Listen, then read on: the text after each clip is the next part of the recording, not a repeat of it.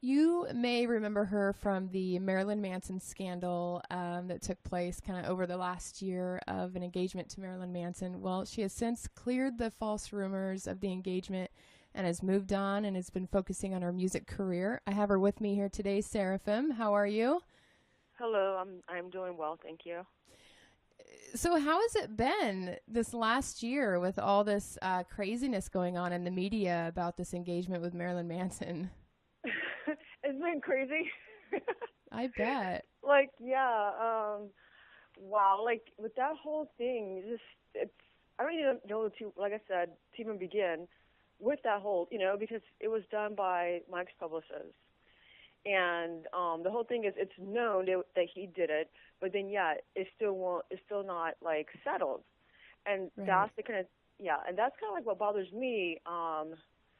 Like I said, to thinking it has to be deeper than just that scandal, because I mean, obviously, if what he was doing was protocol, which we all know now that it was not, um, it just I don't know, it just seems like it's a little bit personal, more deeper than that, as like an attack toward me, and no matter how many times I'm like I don't have anything to do with that, it's still put on like as if I did. Right. So, Like he's not or backing down. Right. But the whole thing is, like I said, and everybody knows this. It's not like it's hidden information. I was dating Madonna Wayne Gacy from the band Marilyn Manson, and we were living together during like at the time of the scandal. But you don't hear it's like, and it's all over the web, by the way. Because we had like a lot of press releases together, and we was going to join teams basically, and what the PR did was he took out Madonna Wayne Gacy, which is Stephen Beer, the guy that was in the band Marilyn Manson, the keyboardist, and he put in Marilyn Manson.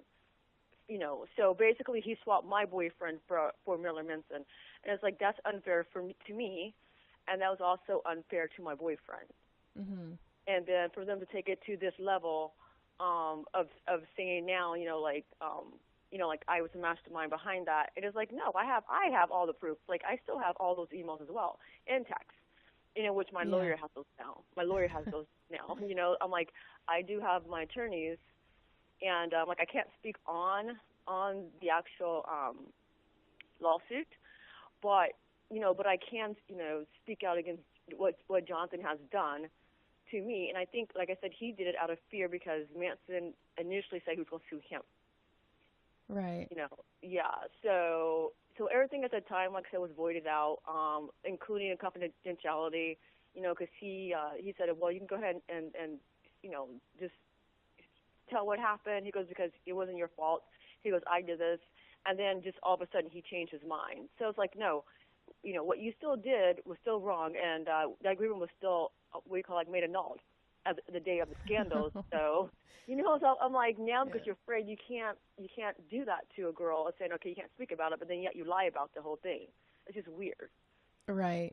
Um, so how has it been kind of being the buzz in the media? It kind of got quiet for a few months and then it just kind of it came out again. Yeah, well, you said the key word. It got quiet. Like right now, it's like how like I know that Dominic, he's all like, well, just I just focus on certain things, but I'm like at the same time, this is still relevant and it's still current, and it's like it should have been squashed last year when the truth came out, including even the Life is Style said, yeah, well, Jonathan's her PR is the one who did it, so the whole thing was like I said, Jonathan and apparently Manson, like they kind of like squashed it in the media and sent a blast email out, you Right. know.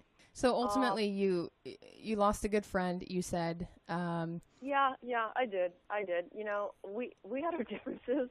As you see, I Er, laugh yeah. because we're so much alike that it's insane. But I understood him, and he understood me. And Yeah. like I said, I knew who I was dating, like what I was getting myself into. Um, so yeah, I was pretty upset that I actually lost a friend, and I chose for it to separate. By the way, it was like it wasn't he didn't leave me, I left him, Hmm. and I think that's another thing that's hard to deal with as well with I believe with the whole with Manson as well. Is that they're bigger than God, like their whole image, and then you have me, and it was done publicly. Like I separated from one of the band members publicly. So since this whole thing has taken place, you've moved on. You've been focusing on your music. Tell us about what's going on with your music now.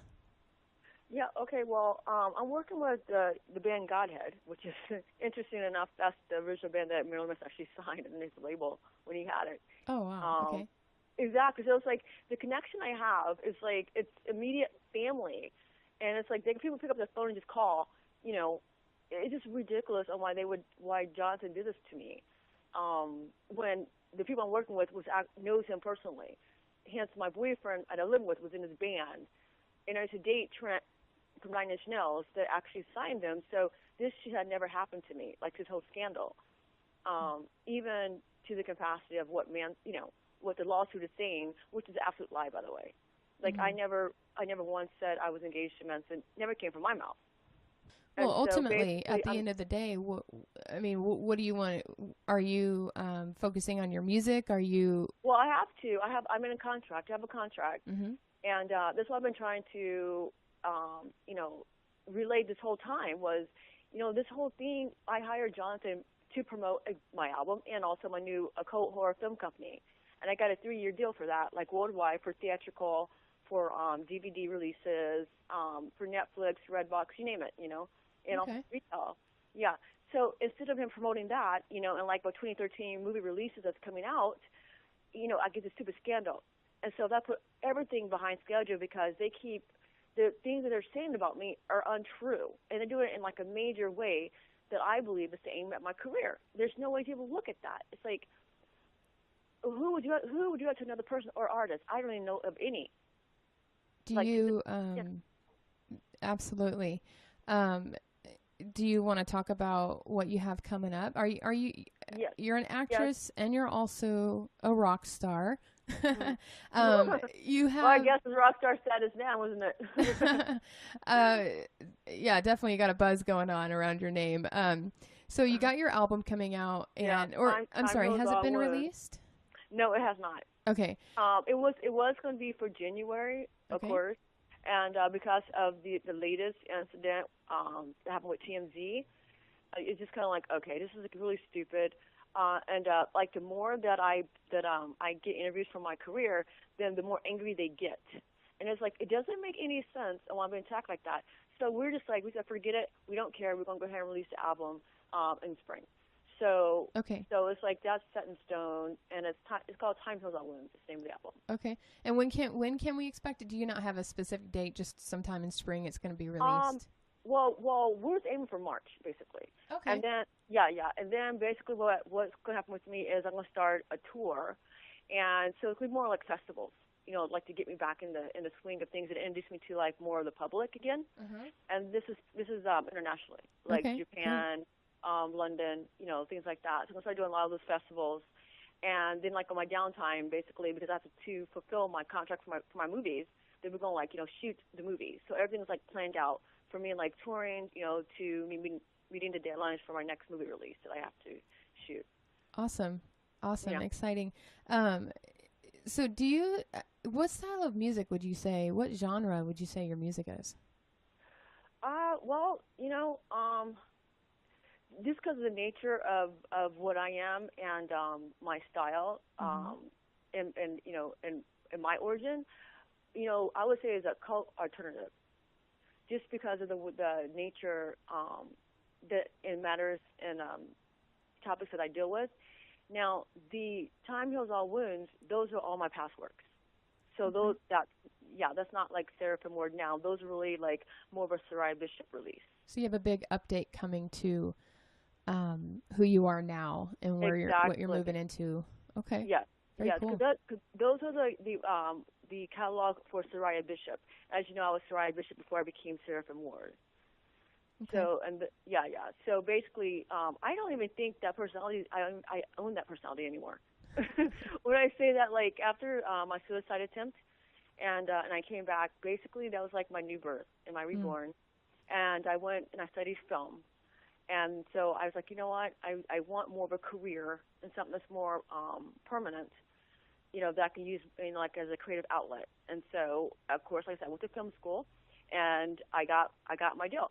And that's kind of like a rare blessing, I was told, because a lot of people can study film, but yet they don't get the chance to actually have their work seen, now alone get a deal. So, yeah. so I, you know what I mean? And in the nature of the field that I'm in, which is the occult horror, and, so I feel pretty blessed. And I think that's why I'm targeted as well, just because of the nature of artist that I am. Because everybody, you know what I mean? Because people believe that, they own the right to that artistry. And it's like, no, you're not. You're another artist. It's like nobody owns the right to any kind of artistry if that's my true nature. I was born in that. Because I'm Creole. It's like there's things that I incorporate in my art. It's like that's my birthright. It has nothing to do with anything else. So I was reading up on your bio the other day, and you were talking about how you moved to LA and you made a bit of a break in commercials and stuff like that, modeling and whatnot. And I kind of went on to read how you started going to a church, and you were going quite a bit, and then you were, in your words, you were kind of pushed out in a sense, like you didn't belong there. Sure. Your new sound and everything, is this a Christian church or like that kind of a church, or is it like a different kind of church? Because you mean like that I was at? Yeah. When you were getting into it, that was a Christian church. I was going to do, because when I came here, of course, I was a runaway. Right. And but like I said, I've always been spiritual. I'm not a religious person whatsoever, just because we were kind of raised differently. And Christianity churches, there are a lot around. I'm considered more of a Jew, by the way. just by my belief, I'm more of a Jew. Are you Jewish? No, I'm Creole, but I'm a Creole Jew. Creole, okay, and like as in my sect. Right. As in like my belief would be more considered as Jewish than Christianity. Well, a lot of your style kind of has, it has more of like if I can use these words, but kind of like a darker edge to it. Exactly. Well, it was a cult because it goes way back to like the ancient, like before pre-Christianity. And most things before pre-Christianity, deal with like a lot of the paganism and occult. And it's like, I'm Creole. I know all about that. We have certain things that we've practiced, my family has practiced that. It's like, I'm not going to separate from something that's been generational in my family. But however, I choose to use it for good. I don't use it for anything evil or dark, as you can see. It looks dark, or evil, but it's not evil. Like sacrifices, they did that to God. They did that to like the holy God, in the ancient days, as well as doing it to the idols. Okay. So it's not a bad thing that I portray, but at the same time, I'm pro-life. I'm not anti-life whatsoever. Considering to the way most of the entertainment business today, as we know, that deal with occultism, it's kind of like trade off that for fame. It's like I'm not one of those kind of people. Yeah. Well, Serphim, it was really awesome having you on the show, and thanks for sharing your side of the story and all that you got going on. Looking forward to your success and everything that's developing. If people want to follow you, check you out, and stuff like that, where do they go? You can go to seraphimword.com, or you can also go to Seraphim Word on Twitter, Seraphim Word Off, which is official, also on Twitter. And you can do my Facebook, Seraphim Word, on Facebook. And like I said, I have a Tumblr too, so they can do, if they do follow that, like Seraphim Word Tumblr. There's kind of two of them out there. Like I always say that. Well, thank you. Thanks for being on the show. You're welcome.